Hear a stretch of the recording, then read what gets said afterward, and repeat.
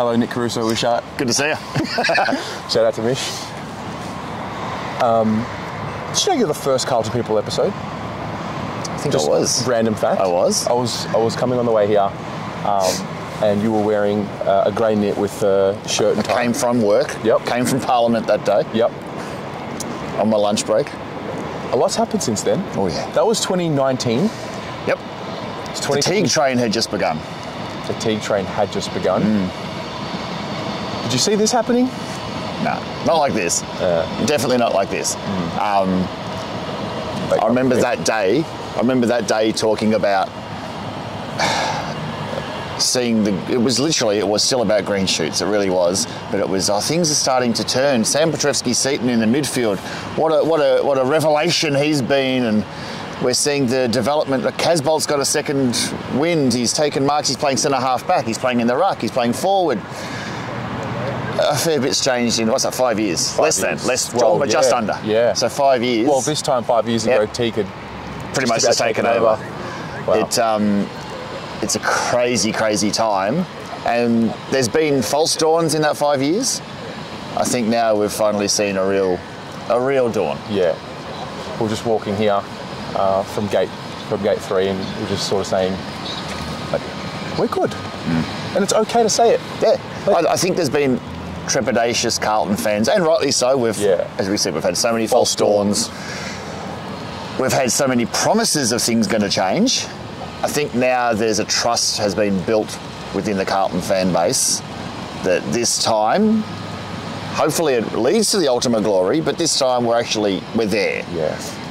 How long it lasts as well, we just mentioned, it's come like that. Yeah. It can go like that. So while we're good, we've got to make sure we capitalise and hopefully it's this year. If not, we've got to. How long is the window going to last? But our window is firmly open, and we're within a massive shout for it this year, I reckon. You were talking before about, you remember early 2000s, played in a semi, Kuda gets injured, the year after we win 2 games. Yep.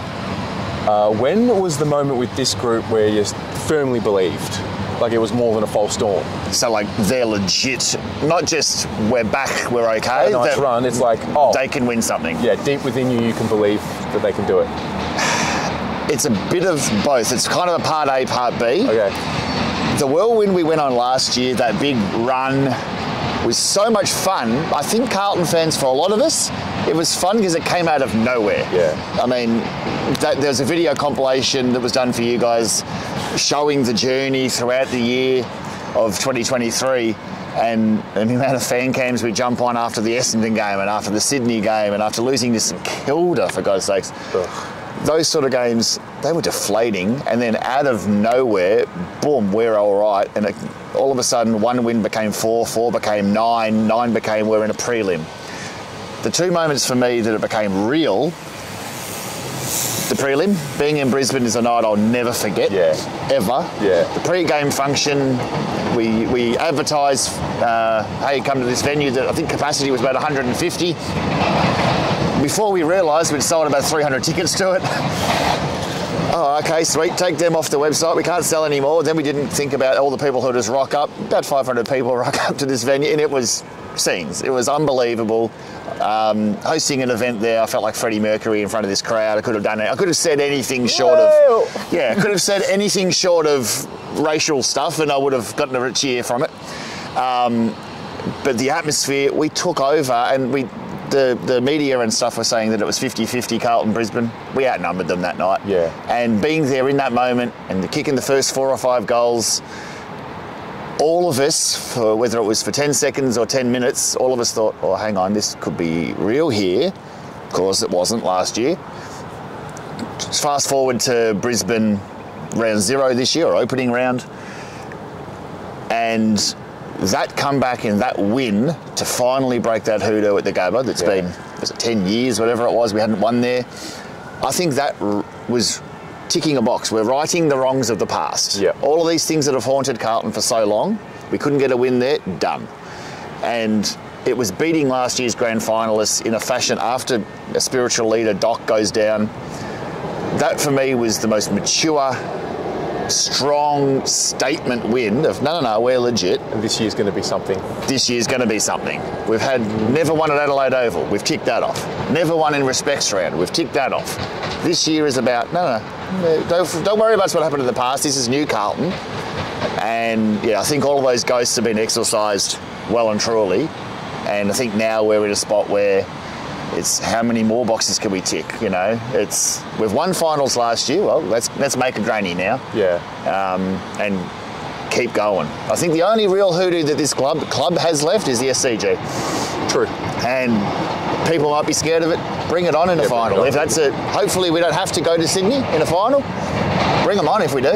Yeah. If you finish second, if they finish top, it looks like that might be happening. We probably won't have to go there. But yeah, that's probably the one thing that this club still has left to tick off, really. Yeah. There was a weird, I don't know if this was the moment where I believed this year that we could definitely do it, but I think the mentality part of the team, which has evolved so much, came and really reared its head when we actually lost to Geelong the first time round. Yep. Cripps kicks a goal, there might be 6 or 7 minutes left, and just the way in which it's like, you know, we can still they kept do their this. heads up. Yeah. Good call. And I think in seasons gone by, it would have been okay to just let it slip. Yep. Not for us, but you would have just sort of seen the way the effort was. So, I mean, I know we're going to lose a game or games coming up, but I know that we're at a point now where if you are going to beat us, you have to be pretty good for a long portion of the game. You have to be really on. Yeah. On that's a really good pick, the Cats game. I think I've noticed in recent weeks as well, the Cats game, and even, I mean, it's never okay to lose to the Pies, but the way it happened sucked. The Carlton fan base has really grown as well. Yeah. I think after that Cats game, the tone of discussion and everything wasn't our night, and it wasn't just blaming Brett Roseberry or anything like that, but it was, hey, we played pretty poorly, but still got pretty close to the Cats. Yeah. The Collingwood game, I thought we were pretty poor. It took Dacos being brilliant with 2 minutes to go to beat us. Yeah. The Crows was an aberration, but even the Crows game, we had, Sard went down, McGovern went down, we had 3 or 4 injuries, we ended up with one on the bench, and they just didn't miss. I think they kicked 16-4 or something that day. So you're right, everything had to go right for all 3 of those teams to beat us, even on off nights for us. Yeah. I think Carlton fans, the way that they were analysing those games after was a bit more measured, a bit more sensible. No drama, no throwing memberships over the fence, and so true. No good point, no snapper on radio. I think he might have had one more crack, but all that sort of thing. There's no vitriol aimed at the club. Yeah, we get it. That's a really good point.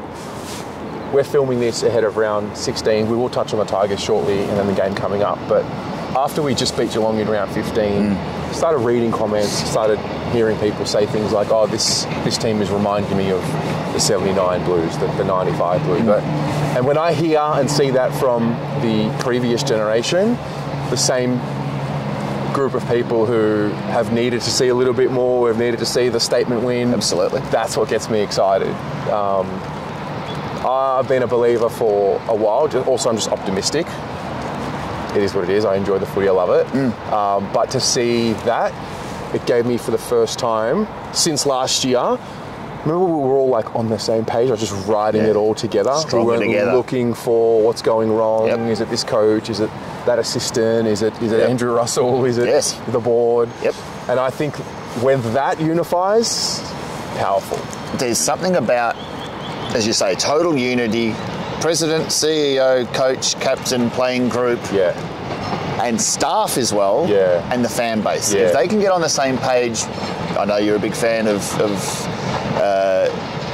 the other football, of European football and stuff as well. I'm a big Liverpool fan. I've just lost Jurgen Klopp at Liverpool. What he brought to a club on its knees was stability, was unity, was togetherness, was strength. Yeah. And it was just this one-mindedness. And you say, I think finally we had a chance at the middle of last year to kind of be the Carlton of old and balk. There's, it's going to probably become a bit of urban legend about what was said in the rooms with Matheson and Sayers and everyone after the Sydney games. We saw a bit of it and it was shouty. people, not the club, but Carlton fans, but there were people saying, is Voss the right man? Is Andrew Russell?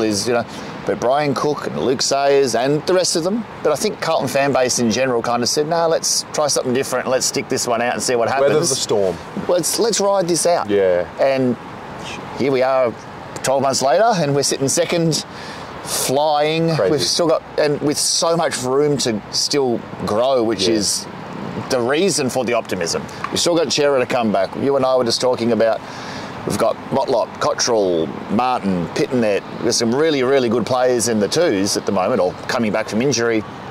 I don't know how many people are certain of a game all of a sudden. There's guys who've been getting their opportunity this year, and they've taken it. Lockie Cowan. I mean, on the weekend he kicks his goal. Did you hear the fan base get around him? Yeah. That's what stronger together means to me. It was the move into the raw. Yep. And the way that the ball just veered right into the goals. Yeah. And every single player, bar none, if they could have run off the bench to hug him, they would have. Yeah. That's stronger together to me. That's a fan base just knowing in the moment that kid hasn't kicked a goal. Yeah. And we're going to get around him in massive, massive way. And that's the spine team. He's never going to forget that. I think Carlton fans, it's just about the moment of the year, one of for me. Yes, agreed. Probably Harry's goal in Brisbane is the other one for me. Yeah. The gravity of what it meant for him and the pressure and the talk. But that Cowan goal, I'm going to remember for a while. That was huge. Yeah. So I think when you talk about that all on one page, that's a moment that everyone gets to enjoy and can only build the belief in this club outside the four walls within the fan base. That's showing that, we're on top of our game right now and things are going right for us. Where is the room for improvement? The room for improvement is still that we're still conceding a lot of scores from turnover, from clearance, I beg your pardon. I think our back six are still weathering quite a few inside 50s. It's just that they're that good. Yeah, they're so solid. Wiedering, this has to be his year for all us. It's beyond a joke at this point, but his one-on-one, I think there was a stat during the week that he's faced X amount of one-on-ones and he's lost 2 contests out of 28 or something. Yeah, yeah. It's unfathomable the work he does. 93.7 one-on-ones he's won. So he's lost 6.3% all year. And that's ridiculous. Yeah. That's So, sorry to interrupt. Yeah. I was okay with him not making the team in the years gone by because I'm like, you know what? You reward the teams that are up in top. The 8 and fair enough. Now that I see Jeremy McGovern in there in the conversations, like, Sam Collins. It's like, but he's playing for a shit side, so he's had to deal with more. Well, where was that rationale for Wiedering? I've seen James Sicily's name put in there by Champion Data. He's played 7 games because he's been suspended or injured the rest of the time. Yes, 100% that. I think, but it's still room to grow in that. I mean, his form the last month has been incredible. Yeah. Sam Walsh is still coming off a broken back. Yeah. And it was this time last year where he started to get that momentum in his game and his foundation.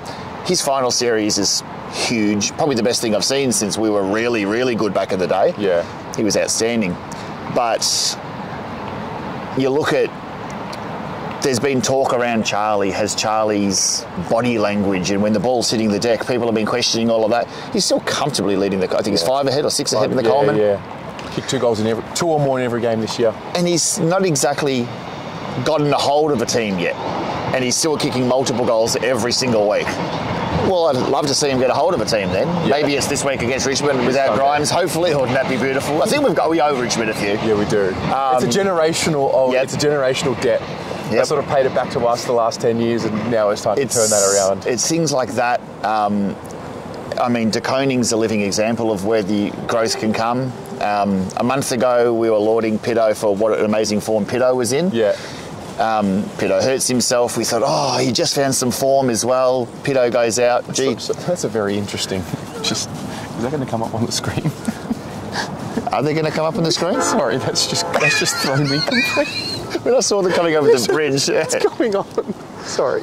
Speaking of Pitto, got about the hind quarters of Pitto. But when Pitto goes out, Tom comes in and the narrative becomes, gee, Tom, you've got to step up. It's a lone ruck. Show us what you can do, son. Yeah. He's the highest ranked player in the competition over the last month. It's not just this kid's breaking out. He's doing things that we haven't seen as a kid, I was tall. I had to play in the ruck or full back a lot, but in the ruck. So I've always loved watching ruckmen. Matthew Allen was like one of my favourite players ever in a Carlton jumper. Came runner-up in a Brownlow 2000. Matthew Allen? Yeah. Wow. Came equal runner-up, but he came runner-up. I think it was Woden or Crawford, one of those years. Might have been Woden's year. But he was an unbelievable footballer, All-Australian, all that sort of thing. I haven't really seen a Carlton ruckman, and I loved Cruz, but Cruz never got to fulfil what he could do. We never got to see it. We're looking at TDK now, and my one knock on him was always, for a guy who's going to be so agile and get around the ground, I want to see marks, I want to see defensive efforts, I want you to hit the scoreboard. He's doing all of it, and then some. He's another midfielder right now. He's an old school follower. It's Dean Cox, it's Brodie Grundy sort of stuff. And look at his form. What's that done to Walsh? What's that done to Cripps? What's that done to Kennedy's? I think Kennedy's last couple of games have been amazing. He's definitely added an aura to the group, Tom, with the way he's elevated. I mean, Pitto was in great form, but Tom's just gone to a level now where there's so much more aura around stoppages. Strength. You've got to now nullify Tom instead of what can Tom take away from you. It's happened like that. Well, he's always had that ability to jump over the opponent in the ruck and get the height in the contest, but his strength as well. It's not just, okay, well, I'll also push you off, not only the height. And I think maybe, I don't know, this is in my head, because he's got the long blonde hair and everything and the headband, and it's very boyish sort of. I've always said, oh, he's just a kid. When he gets good, he's a man now, and he's playing like one. He's realised, no, I'm bigger than half these guys. I'll push them before they push me. And he's just fearless. I love his determination without the footy. He tackles, he chases, he smothers, does everything. And he's willing to drop back in the hole and take a mark in defence. I just think that he is representative of this group genuinely believing what we can achieve. I've seen the synergy of the group at a higher level than ever before. I think the way we've been scoring off turnover, those handball chains, the no-look handballs, like you've really got to be in sync with your next man to know where he's going to be. And I think if this is the beginning of that, like it's really dangerous because we've got individuals that can we've got all match winners on every line. But when you are scoring off turnover, it opens up avenues. Like I think Charlie, it'll open up for him, for example, because it's not going to be as predictable. We're seeing such a more even spread of goal kickers, like 9, 10. I think we had 12 on the weekend. And then all of a sudden you've got defenders pushing forward, kicking goals. It happened against Port Adelaide. Gov kicked, I think he's kicked 3 of the last 4 weeks, Gov. Chincotta kicked 2 against Port, playing as the tagger. He kicked 2 against Geelong, playing as a tagger. He might have kicked 1 against Essendon, being as a tagger again. Nui from the same spot in round 1 2019, maybe it was. Do you remember the exact same? Against Richmond? Bang on. Rip a goal. And then Cowan, So it's the sort of time where I think that a lot of these guys, whether that's instructed or whether they've just got the free will or the free rein to, when you think it's your time to run forward, go. Coach will trust you, sort of thing. I think but it's, as you said, it's this synergy, this team. I know the right time to go because I can see the play opening up, and I'll also back that if I'm going to run, I've got total faith in my other defenders, Sardi or whoever. They'll cover my opponent if the ball comes back the other way. And I think that sense of belief probably means you're more inclined to kick to the one-on-one contest a bit more. You're more inclined to, well, if I've got Charlie 1 out, of course I'm going to kick it to him. If I've got Harry 1 out, of course I'm going to kick it to him. But they seem a lot more structured going forward than I've seen in a while. For a couple of weeks it was Harry and Charlie jumping for the same ball. We've had that sort of problem a few times over the journey. Or the talls are doing their job, but where are these small forwards? Where are they? Well, Zach Williams has been a revelation. On the weekend, you say he's quiet. He still had 4 score involvements. All of them were like drilling passes to someone, hitting them right here. Owies is hitting the scoreboard like crazy at the moment. He's one of the better small forwards form-wise in the comp right now. Do you know where I think he's going to get even more opportunities to score? If our scores off turnover improve, I feel like he'll be on the end of a lot more because he's got this great awareness of where to be further up the field. Good one. We just haven't been a score off turnover side. And I think where his positioning is A1. Maybe the body work is not something that comes naturally to him, but his positioning on the ground and his spatial awareness, knowing where to be in transition. And I think he's a good one in terms of when you say he might be benefiting on the scoreboard. The amount of times that I call it the Pagans paddocksing, but Charlie loves that lead up to centre half forward, take the mark at 55 and just wheels around knowing that there's free space in the goal square. And the amount of times and always is the one that the second he sees Charlie leading up, he stops. I'm going to run back in here because I know that there's space to run into and I'm going to get it on a dime. Charlie will hit him. And that's a set play for them now. And especially if they're going to be, as you say, more turnovers in our forward half, our pressure creates those. So you get guys like Fogarty getting a proper run at it. And then, again, when he was out of the team, we lost a couple of games. Look at last year. When we get him back and that pressure he brings, Elijah Hollins loves a tackle, loves a contest. So clean and tough. For a young fella, he's tough. Yeah, he's less than 30 games. And just doesn't fumble. You said clean. Doesn't fumble at all. He's reliable in front of goal again. I think he's almost kicked a goal almost every game. When we played 14 games, he'd be about 15 or so goals, I reckon, ish. Double digits for sure. 100%. That's the sort of thing that in the past we've kind of said, oh, so-and-so will play the half-forward role, and if they ever break out, gee, it'll be good. Well, we've got guys in the reserves, Durden, Motlop. These are first-round draft picks who right now, the team that are playing are doing their job well enough that if that's your guys to come back or to be backups even, Martin, gee, the forward line structure's working all right. If those sort of names can't get a game. It's good, isn't it? Oh. It's so good. Richmond. We're playing them this Sunday, 3:20. What do you reflect on Richmond? Like, what comes to mind when I say Richmond? Yeah, I hate them. I do.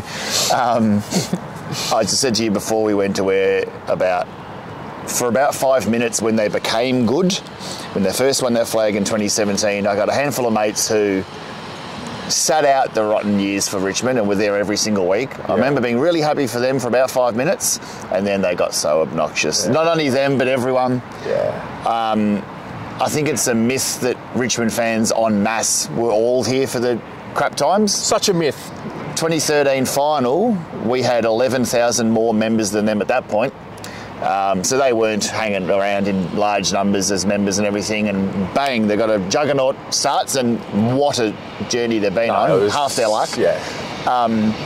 Through mutual friends and stuff like that, we've seen a fair bit of Richmond over the last 5 years, and coming as a neutral fan to Richmond games a fair bit, I can appreciate just how good Justin Martin is. He is as good as I've seen. But as a club, they shit me. We've got a few receipts to give this mob. I think for years it was that round one, and we just got to beat them in round one again. That's how I'll know that we've turned the corner once we beat them in round one. That Doc goal will all forever remember, but that night in general, I think there was one moment where I think might have been Fish to put us in front. He kicked a goal. It was a Jack Martin hits the contest hard. Fisher gets the crumbs, kicks on the left, and the place just went bunter. That's one of the moments on the journey. It'll be a key moment on the journey back that we'll all look on and reflect. But in general, now that they're finally crap, I think Carlton fans want to start enjoying dunking on them a bit more. And after just beating the Cats by so much, I think the expectation amongst Carlton people is that we should absolutely flog this mob. I hope so. For me, I expect them, because they've been decimated with injuries, I expect them to be very, very defensive and try and make it an ugly slog. For sure. It's up to us to rise above that. Not just treat it like a week off. But if we can manage to break out of what I imagine is going to be a pretty negating philosophy from Adam Uze and the Tigers, if we can come out of it, I'll be expecting about a 7 or 8 goal win. But I think every Carlton fan thinks, well, if we beat them by 10 goals, if we beat Geelong by 10 goals, maybe Richmond's prime for 100 point. And I would love that. I just don't. I mean, do they have the cattle to be able to hold us for long? I think at least the first half they'll try and stay close. Yeah. And I expect us to be able to run away with it.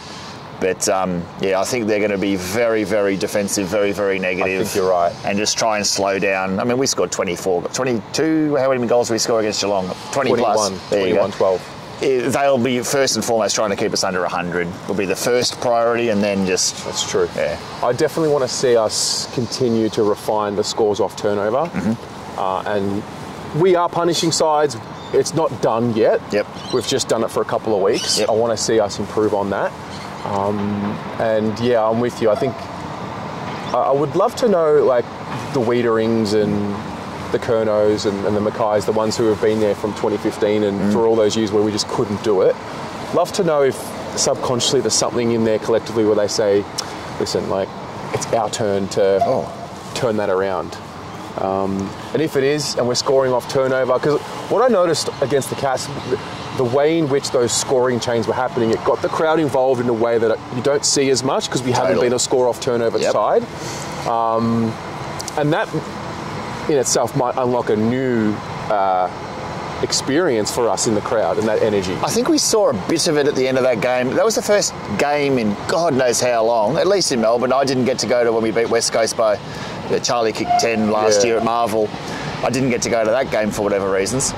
But even then, everyone kind of said, oh, it's just a boring game. Yeah, watching Charlie was fun, but the game was boring. Yeah. Against the Cats, they kind of turned on the party tricks in that last quarter and a few look-away handballs. I think it was Cowan did the pirouette out of a ding, handballed it to Walsh, who did a look-away handball to Kennedy, ended up in Charlie's goal.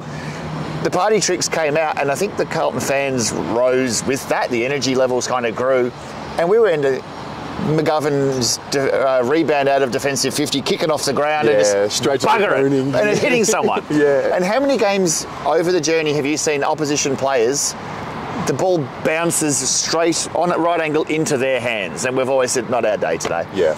When that sort of stuff starts going your way, that's, again, your confidence grows. The Carlton fan in the crowd goes, oh, we're on here. Oh, my God. And early against the Cats, the one that got me against early in the Cats, I think the ball was one-on-one contest, Cincotta and Stewart.